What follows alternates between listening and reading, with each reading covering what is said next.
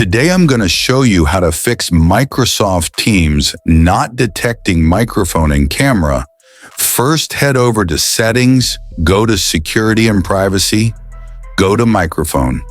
Make sure you give Microsoft Teams access to your microphone like here, and also make sure you give your Microsoft Teams access to your camera like here. It's already done. Now head over to Microsoft Teams and click on three dots here.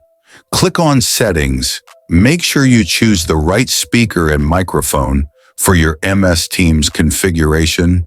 And now the last step is just to open your Task Manager. Search Microsoft Teams.